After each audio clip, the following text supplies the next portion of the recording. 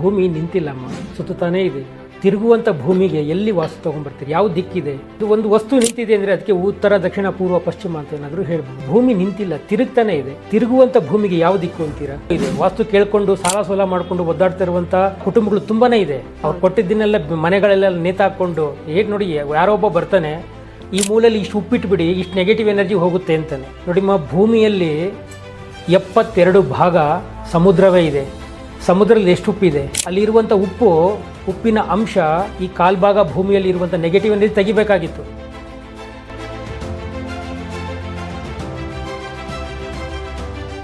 ನಮಸ್ತೆ, ಅಥರ್ವ ಗುರುಕುಲಕ್ಕೆ ಸ್ವಾಗತ. ನಾನು ನಿಮ್ಮ ಶೋಭಾ. ಸ್ನೇಹಿತರೆ, ಮನುಷ್ಯನ ಮನಸ್ಸಿನಲ್ಲಿ ವಾಸ್ತುವಿನ ಬಗ್ಗೆ ಅನೇಕ ನಂಬಿಕೆ ಮೂಢನಂಬಿಕೆಗಳಿದೆ. ಬನ್ನಿ ವಾಸ್ತುವಿನ ವಾಸ್ತವಿಕತೆಯ ಬಗ್ಗೆ ತಿಳಿದುಕೊಳ್ಳೋಣ. ಇವತ್ತು ನಮ್ಮ ಜೊತೆ ಇದ್ದಾರೆ ಶ್ರೀಯುತ ಮಹೇಶ್ ಗುರುಜಿ ಅವರು. ಗುರುಜಿ, ಕಾರ್ಯಕ್ರಮಕ್ಕೆ ಸ್ವಾಗತ. ನಮಸ್ತೆ.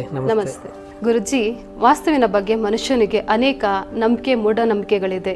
ಇದರದ ವಾಸ್ತವಿಕತೆ ಬಗ್ಗೆ ಮಾಹಿತಿ ತಿಳಿಸ್ಕೊಡಿ ಗುರುಜಿ. ಖಂಡಿತ. ನನ್ನೆಲ್ಲ ಆತ್ಮೀಯ ವೀಕ್ಷಕರಿಗೆ ಈ ನಿಮ್ಮ ಮಹೇಶ್ ಗುರುಜಿ ಮಾಡುವಂತಹ ಶಿರಭಾಗ್ಯದ ನಮಸ್ಕಾರಗಳು.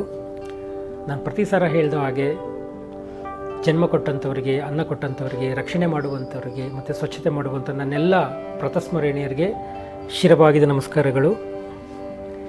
ನೋಡಿಮ್ಮ, ಈ ವಾಸ್ತುವಿನ ವಾಸ್ತವಿಕತೆ ಬಗ್ಗೆ ಮಾತಾಡಬೇಕು ಅಂದರೆ ತುಂಬಾ ವಿಚಾರ ಇದೆ. ವಾಸ್ತವವನ್ನು ನಾವು ತಪ್ಪಾಗಿ ತಿಳ್ಕೊಂಡಿದ್ದೀವಿ.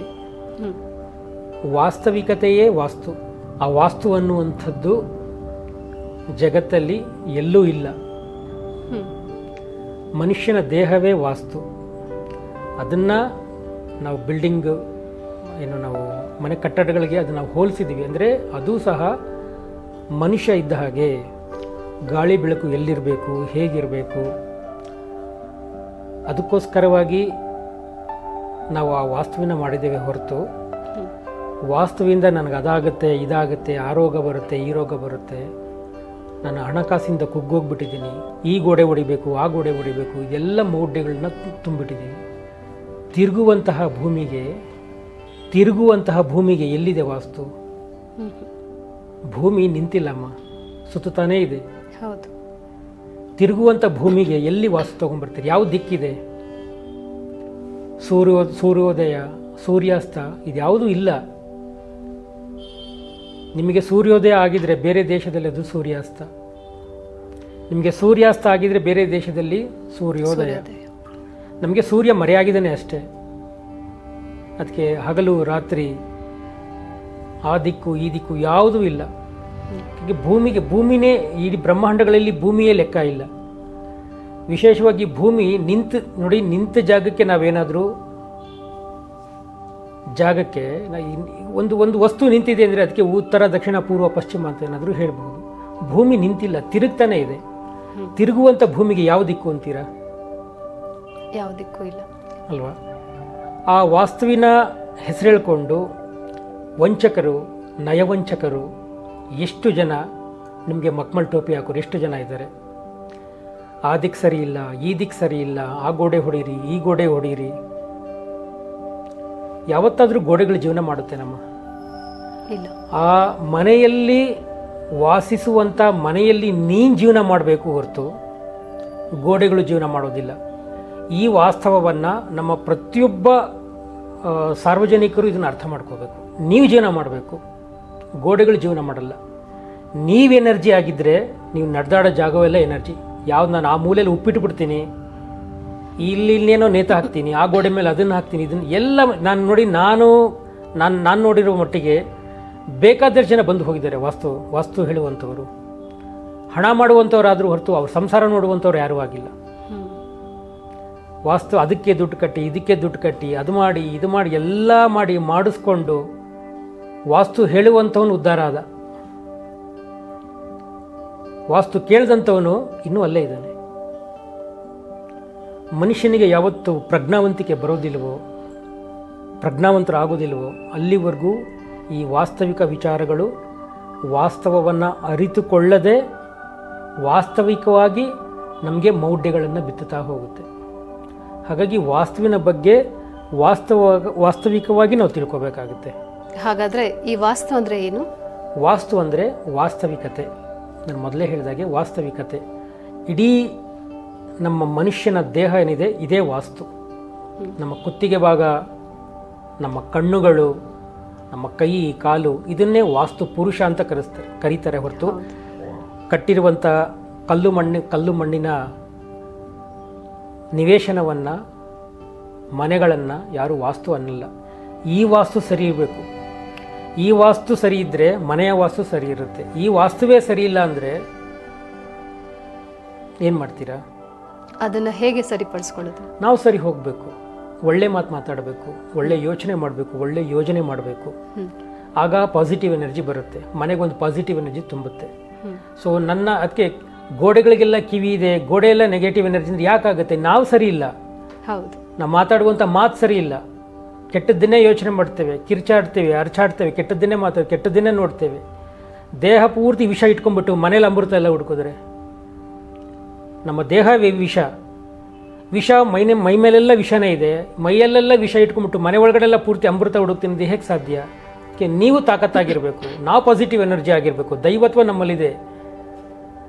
ಕೆಟ್ಟದ್ದು ಮಾತಾಡಿದ್ರೆ ಕೇಳಿಸ್ಕೊಳ್ಳುತ್ತೆ ಅಂದರೆ ಒಳ್ಳೇದು ಮಾತಾಡಿದ್ರು ಕೇಳಿಸ್ಕೊಳ್ಳುತ್ತೆ. ಗೋಡೆಗಳಿಗೆ ಅಷ್ಟು ಶಕ್ತಿ ಇದೆ ಅಂದರೆ ನೀವು ಗೋಡೆಗಳಿಗೆ ಶಕ್ತಿ ತುಂಬುವಂಥವ್ರು. ಹಾಗಾಗಿ ಗೋಡೆಯಲ್ಲಿ ನೀವು ಜೀವನ ಮಾಡೋಕ್ಕಾಗಲ್ಲ. ಎಷ್ಟೋ ಜನ ಯೋಗಿಗಳು, ತ್ಯಾಗಿಗಳು, ಮಹಾಋಷಿಗಳು, ತಪಸ್ವಿಗಳು ದಿಕ್ಕುಗಳನ್ನು ನೋಡದೆ ಧ್ಯಾನಕ್ಕೆ ಕೂತ್ಕೊಂಡು ಸಾಕ್ಷಾತ್ ಭಗವಂತನ ದರ್ಶನ ಮಾಡಿದ್ದಾರೆ. ಅವರಿಗೆ ದಿಕ್ಕು ಅಂದರೆ ಏನು ಅಂತ ಸಹ ಗೊತ್ತಿರಲಿಲ್ಲ ಅಲ್ವಾ?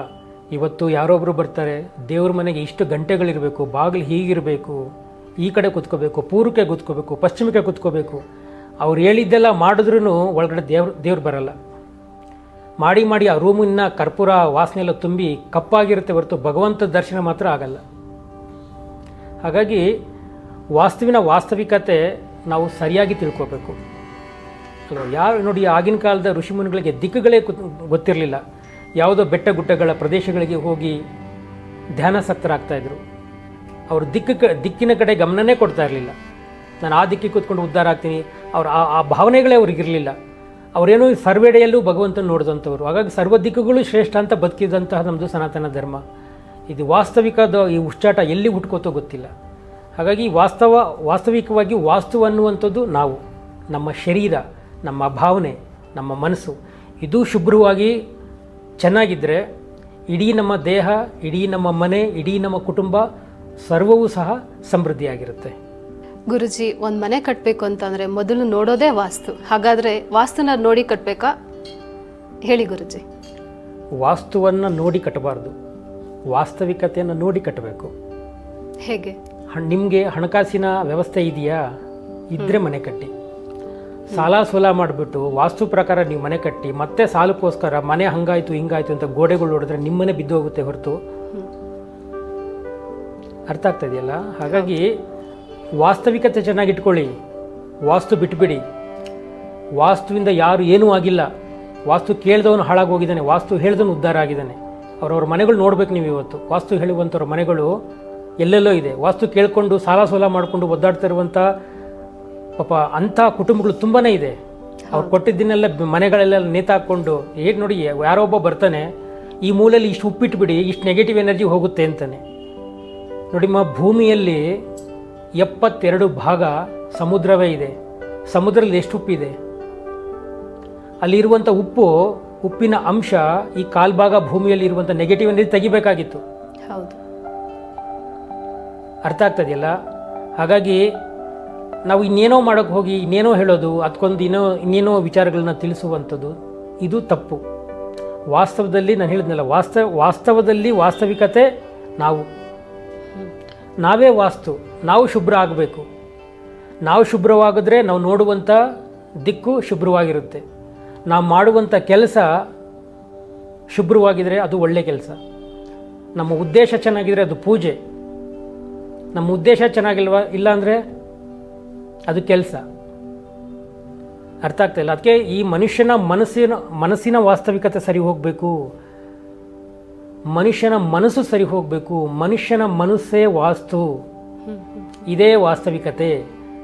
ಅವನು ಚೆನ್ನಾಗಿದ್ದರೆ, ಅವನು ಪಾಸಿಟಿವ್ ಆಗಿದ್ದರೆ ಇಡೀ ಮನೆಯೆಲ್ಲ ಪಾಸಿಟಿವ್ ಎನರ್ಜಿನಲ್ಲೇ ಇರುತ್ತೆ. ನಾವು ಮಾಡುವಂಥ ಕೆಟ್ಟ ಕಾರ್ಯಗಳಿಗೆ, ನಾವು ಮಾಡುವಂಥ ಕೆಟ್ಟ ಯೋಚನೆಗಳಿಗೆ, ನಾವು ಮಾಡುವಂಥ ಕಿತ್ತಾಟಕ್ಕೆ, ಜಗಳಾಟಕ್ಕೆ, ವೈಷಮ್ಯಕ್ಕೆ ಈ ಗೋಡೆಗಳೆಲ್ಲ ಏನು ಮಾಡುತ್ತೆ?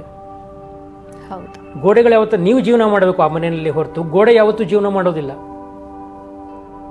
ಅರ್ಥ ಆಗ್ತಿಲ್ಲ. ಹಾಗಾಗಿ ಈ ತಪ್ಪು ಕಲ್ಪನೆಗಳೆಲ್ಲ ಅವ್ನು ಬಿಡಬೇಕಾಗತ್ತೆ.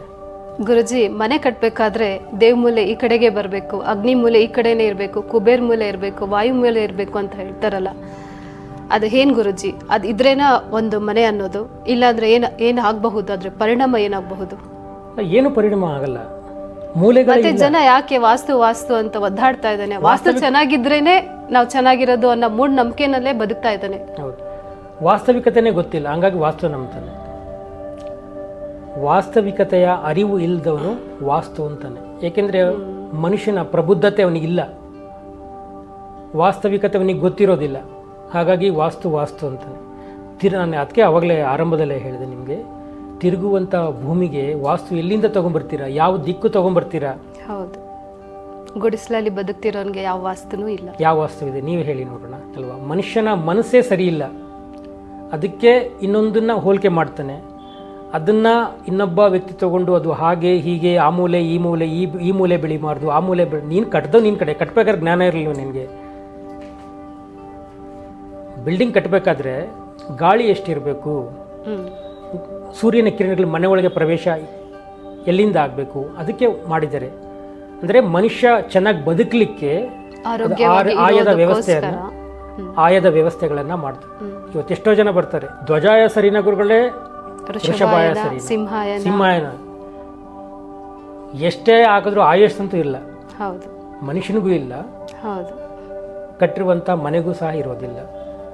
ಎಲ್ಲ ಆಯಗಳನ್ನ ಸರಿ ಮಾಡಿ, ಎಲ್ಲ ನೀವು ಹೇಳಿದ ಪ್ರಕಾರ ಅಡಿ ಅಡಿ ಇಂಚು ಇಂಚು ಎಲ್ಲವನ್ನು ಲೆಕ್ಕ ಮಾಡಿ ಸರಿ ಹಾಕಿದ ಮನೆಗಳು ಇವತ್ತು ಕಿತ್ತಾಟ, ಜಗಳ, ಕೊಲೆ, ಅತ್ಯಾಚಾರ ಎಲ್ಲ ಮಾಡ್ತಾ ಇದ್ದಾವೆ. ಮತ್ತೆಲ್ಲ ಸರಿಯಾಗಿ ಮಾಡಿದ್ರಲ್ಲ, ಲೆಕ್ಕಾಚಾರದ ಪ್ರಕಾರನೇ ಮಾಡಿದ್ರಲ್ಲ. ವೃಷಭಾಯ, ಗಜಾಯ, ಏನೇನೆಲ್ಲ ಆಯಗಳಿಲ್ಲ, ಅದ್ರ ಪ್ರಕಾರನೇ ಮಾಡಿದಿರಲ್ಲ. ಮತ್ತು ಅಂಥ ಮನೆಗಳಲ್ಲಿ ಕಿತ್ತಾಟನೇ ಇರಬಾರ್ದಾಗಿತ್ತು. ಇವತ್ತು ಯಾಕೆ ಬರ್ತಾ ಇದೆ? ಅದರ ಹೆಸರು ಹೇಳ್ಕೊಂಡು ಇವ್ರು ಸರಿ ಮಾಡ್ತಾಯಿಲ್ಲ. ಇವ್ರು ಸರಿ ಹೋಗಬೇಕು. ಯಾರು ಸರಿ ಹೋಗಬೇಕು? ಮನುಷ್ಯ ಸರಿ ಹೋಗಬೇಕು.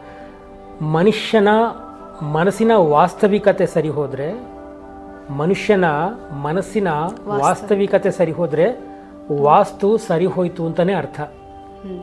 ಎಲ್ಲಿವರೆಗೆ ಮನಸ್ಸಿನ ವಾಸ್ತವಿಕತೆ ಸರಿ ಹೋಗೋದಿಲ್ವೋ ಅಲ್ಲಿವರೆಗೂ ಪ್ರತಿ ಮನುಷ್ಯ ವಾಸ್ತು ವಾಸ್ತು ವಾಸ್ತು ಅಂತ ತಿರುಗ್ತಾನೆ ಇರ್ತಾನೆ.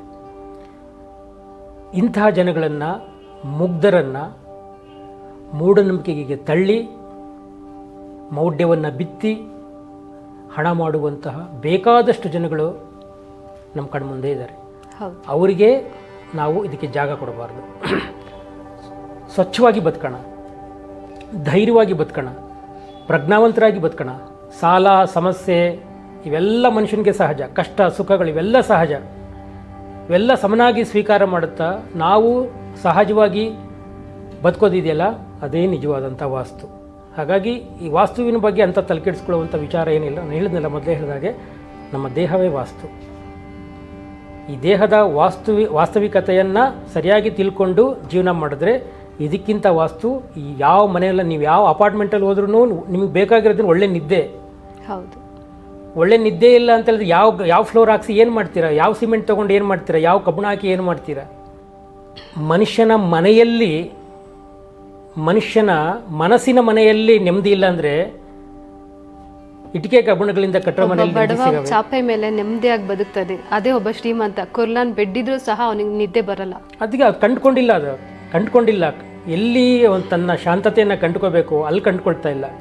ಈ ಮೂಲೆ ಬೆಳೆದಿದೆ, ಆ ಮೂಲೆ ಬೆಳೆದಿದೆ, ಅದನ್ನು ಅಲ್ಲಿಡಬಾರ್ದು, ಇದನ್ನ ಇಲ್ಲಿಡಬಾರ್ದು, ಇದನ್ನೆಲ್ಲ ಮಾಡ್ಕೊಂಬಂದ್ಬಿಟ್ಟಿದ್ದಾನೆ. ಸೊ ಅದು ಯಾವುದಲ್ಲ, ನಾವು ಸರಿ ಹೋಗೋಣ. ನಾವು ಸರಿ ಹೋದರೆ ವಾಸ್ತು ಸರಿ ಹೋಯ್ತು ಅಂತಲೇ ಅರ್ಥ. ಹಾಗಾಗಿ ಈ ವಿಚಾರನೇ ದೊಡ್ಡ, ನಾನು ಹೇಳಿ ವಾಸ್ತು ಅನ್ನುವಂಥ ವಿಚಾರವೇ ಅಪ್ರಬುದ್ಧ. ಸೊ ಅದು ಬರಬಾರ್ದು ಮನುಷ್ಯನಿಗೆ. ಯಾಕೆಂದರೆ ಭೂಮಿ ಬ್ರಹ್ಮಾಂಡಗಳಿಗೆ, ನಮ್ಮ ಭೂಮಿ ಇಡೀ ನಮ್ಮ ಬ್ರಹ್ಮಾಂಡಗಳಲ್ಲಿ ಭೂಮಿ ಲೆಕ್ಕಕ್ಕೆ ಇಲ್ಲ. ಈ ಬ್ರಹ್ಮಾಂಡಗಳಲ್ಲಿ ಈ ಭೂಮಿ ಎಲ್ಲಿಂದ ಹುಡ್ಕೋಕ್ಕೂ ಆಗಲ್ಲ. ಈ ಸೋಲಾರ್ ಗ್ಯಾಲಕ್ಸಿಗಳಲ್ಲಿ ಭೂಮಿ ಲೆಕ್ಕಕ್ಕಿಲ್ಲ, ಬ್ರಹ್ಮಾಂಡಗಳಲ್ಲಿ ಲೆಕ್ಕಕ್ಕಿಲ್ಲ. ಬೇಕಾದಷ್ಟು ಗ್ರಹಗಳು, ಗ್ಯಾಲಕ್ಸಿಗಳು ಬೇಕಾದಷ್ಟಿದೆ, ಮಿಲ್ಕಿ ವೇಗಳು ತುಂಬಾ ಇದೆ. ಎಲ್ಲಿ ಈ ಭೂಮಿ ಸಣ್ಣದಾಗಿ ಇರುವಂಥ ಭೂಮಿ ಎಲ್ಲಿ ವಾಸ್ತು ಹುಡುಕ್ತೀರಾ? ಎಲ್ಲಿ ಭಗವಂತ ಹುಡುಕ್ತೀರಾ? ಅಲ್ಲಿಗೆ ಹೋಗು ಇಲ್ಲಿಗೆ ಹೋಗು ಅದನ್ನು ಮಾಡು ಇದನ್ನು ಮಾಡಿ ಎಲ್ಲ ಹೇಳ್ತಾನೆ. ಎಲ್ಲ ಮಾಡಿದ್ರು ಸರಿ ಹೋಗಿರೋದಿಲ್ಲ, ಸರಿ ಹೋಗಬೇಕಾಗಿತ್ತಲ್ಲ. ಇವತ್ತು ಜಾತಕ ಕೂಡಿಸಿ ಮದುವೆ ಮಾಡಿದ್ರೂ ಕಿತ್ತಾಟ ಆಗಿರುವಂಥದ್ದು ಎಷ್ಟು ಸಂಬಂಧಗಳಿಗೆ ಇದೆ. ಅದನ್ನು ಆರೋಗ್ಯಕ್ಕೆ ಹೋಲಿಸ್ತಾನೆ. ಈ ದಿಕ್ಕು ಸರಿ ಇಲ್ವಲ್ಲ ಅದಕ್ಕೆ ಹಂಗಾಯಿತು, ಆ ದಿಕ್ಕು ಸರಿ ಇರೋಲ್ಲ ಅದಕ್ಕೆ ಹಂಗಾಯಿತು. ಏನು ಮಾಡಬೇಕು ಗುರುಗಳೇ, ಒಂದು ಕೆಲಸ ಮಾಡಿ ಈ ಗೋಡೆ ಹೊಡೆದ್ಬಿಡಿ, ಅಲ್ಲಿ ರೆಡಿ ಮಾಡಿ ಅಂತಾನೆ. ಸರಿ, ಅವನೇನೋ ಸಾಲ ಮೊದಲೇ ಸಾಲ ಇತ್ತು, ಇನ್ನೊಂದು ಸ್ವಲ್ಪ ಸಾಲ ಮಾಡ್ದ, ಈ ಗೋಡೆ ಹೊಡೆದು ಆ ಗೋಡೆ ಇನ್ನೇನೋ ರೆಡಿ ಮಾಡ್ದ, ಮತ್ತು ಸರಿ ಹೋಗಲಿಲ್ಲ. ಇನ್ನೊಂದು ಸಲ ನೋಡಿ ಇನ್ನೊಂದು ಪ್ರಯತ್ನ ಮಾಡೋಣ ಅಂತ ಇನ್ನೊಬ್ಬನ ಕರೀತಾನೆ. ಅವನು ಈ ಗೋಡೆ ಅಲ್ಲ ರೀ ಆ ಗೋಡೆ, ಅದನ್ನು ಸರಿ ಮಾಡಿ ಅಂತಾನೆ. ಅದನ್ನು ಸರಿ ಮಾಡ್ದ, ಆದರೂ ವಾಸ್ತು ಅನ್ನುವಂಥದ್ದು ಸರಿ ಹೋಗಲಿಲ್ಲ ಅವನಿಗೆ. ವಾಸ್ತು ಅನ್ನೋದು ಕಮರ್ಷಿಯಲ್ ಆಗೋಗಿದೆ. ಅದೇ ಅವ್ನು ಸರಿ ಹೋಗಲಿಲ್ಲ ಅವನಿಗೆ. ಅವನೇನು ಮಾಡ್ತಾನೆ, ಸ್ವಲ್ಪ ದಿನ ಸುಮ್ಮನೆ ಇರ್ತಾನೆ. ಸ್ವಲ್ಪ ದಿನ ಆದಮೇಲೆ ಆ ಹುಳ ಅಷ್ಟು ಬೇಗ ಆಚೆ ಹೋಗೋದಿಲ್ಲ. ಇನ್ನೊಬ್ಬರನ್ನ ಕರೆಸ್ತಾನೆ. ಅವನು ಹೇಳ್ತಾನೆ ಆ ಮೂಲೆಯಲ್ಲೂ ಅಲ್ಲ ದೋಷ, ಈ ಮೂಲೆಯಲ್ಲೂ ಅಲ್ಲ, ಈ ಮೂಲೆಯಲ್ಲಿ ಇದನ್ನು ಈ ಮೂಲೆ ಹೊಡೀರಿ ಅಂತಾನೆ. ನೀವು ಅಂದಕ್ಕೊಂದು ಮನೆ ಕಟ್ಕೊಂಡಿರ್ತೀರಿ, ಎಷ್ಟು ಸಲ ಹೊಡಿತೀರಮ್ಮ? ನಾನು ಸರಿ ಹೋಗಬೇಕಾಗಿದ್ದು ನನ್ನ ದೋಷಗಳನ್ನು ನಾನು ತೋರ್ಪಡಿಕೆ ಮಾಡ್ದೇನೆ ಬಿಲ್ಡಿಂಗ್ ಮೇಲೆ ಎತ್ತ ಹಾಕ್ತೀನಿ. ನನ್ನ ದೋಷಗಳೆಲ್ಲ ನಾನು ಸರಿಯಾಗಿ ಬದುಕಬೇಕು. ನಾನು ಸರಿಯಾಗಿ ಬದುಕಿದ್ರೆ ನನ್ನ ಹೆಂಡತಿ, ನನ್ನ ಮಕ್ಕಳು, ನನ್ನ ತಂದೆ ತಾಯಿಗಳನ್ನ ನಾನು ಚೆನ್ನಾಗಿ ನೋಡಿಕೊಂಡ್ರೆ ಮನೆ ಚೆನ್ನಾಗಿರುತ್ತೆ ಹೊರತು ಮನೆಯ ಕಾರಣಗಳನ್ನ ಹೇಳ್ಕೊಂಡು ನಾನು ಸರಿಯಾಗಿ ಜೀವನ ಮಾಡದೇ ಇದ್ದರೆ, ನಾನು ನನ್ನ ತಂದೆ ತಾಯಿಗಳನ್ನ ಚೆನ್ನಾಗಿ ನೋಡ್ಕೊಳ್ದೇ ಇದ್ದರೆ ಇವೆಲ್ಲ ತಪ್ಪಾಗುತ್ತೆ. ಹಾಗಾಗಿ ಯಾವುದೇ ವಾಸ್ತು ಅನ್ನುವಂಥದ್ದು ಈ ಜಗತ್ತಿನಲ್ಲಿ ಇಲ್ಲ. ಹಾಗಾಗಿ ವಾಸ್ತುವಿನ ಬಗ್ಗೆ ತಲೆ ಕೆಡಿಸ್ಕೊಳ್ಳದೆ ವಾಸ್ತವಿಕವಾಗಿ ಮನುಷ್ಯ ಬದುಕುವಂಥದ್ದೇ ನಿಜವಾದಂತಹ ಗುರಿ, ನಿಜವಾದಂತಹ ವಾಸ್ತು. ವಾಸ್ತುವಿನ ವಾಸ್ತವಿಕತೆ ಬಗ್ಗೆ ತುಂಬ ಚೆನ್ನಾಗಿ ತಿಳಿಸ್ಕೊಟ್ಟಿದ್ದೀರಾ. ನಿಮಗೆ ಧನ್ಯವಾದ. ನಮಸ್ಕಾರ ತಾಯಿ, ನಮಸ್ಕಾರ. ನೋಡಿದ್ರಲ್ಲ ವೀಕ್ಷಕರೇ, ವಾಸ್ತುವಿನ ವಾಸ್ತವಿಕತೆಯನ್ನು ಈಗಲಾದರೂ ಎಚ್ಚೆತ್ಕೊಳ್ಳೋಣ, ಒಳ್ಳೆಯ ಜೀವನ ನಡೆಸೋಣ ಅಂತ ಹೇಳ್ತಾ ಈ ಸಂಚಿಕೆಯನ್ನು ಮುಗಿಸ್ತಾ ಇದ್ದೀವಿ. ನಮಸ್ಕಾರ.